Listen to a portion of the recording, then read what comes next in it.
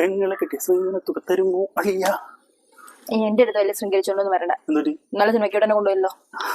അപ്പൊ ചുമ്മാ ഇരുന്നപ്പോ കൂട്ടുകാരൊക്കെ ഇടാണ്ട് പോയതല്ലേ. ഓ ഏതാണ് സിനിമ?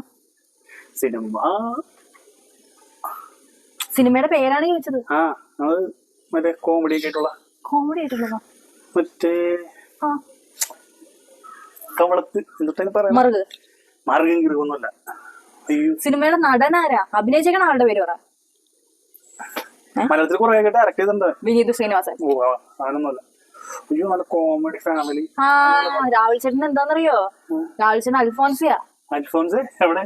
രാഹുൽ ചേട്ടന്റെ അസുഖം അൽഫോൻസിയാണ്. അൽഫോൻസ് അല്ല, അലോഷ്യസ്. Sorry, Aloysius. പണ്ട് എനിക്കുണ്ടായിരുന്നു ഈ മറവി. മറവിയല്ല, എനിക്കറിയപ്പെടുന്ന ആക്കുന്നുമ്പത്തിന്റെ. അയ്യോ ഇല്ലെന്ന്, ഇത് രോഗമാണ്.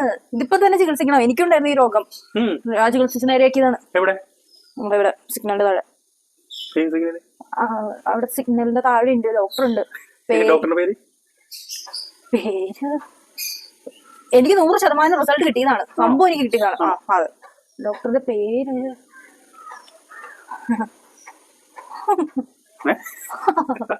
പേര് മറന്നുപോയി. ആണോ?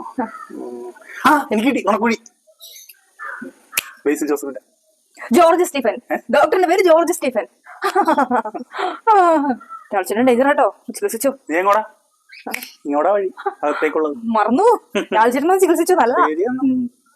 എന്തോ എവിടെയോ തകരാറ് പോലെ. ആ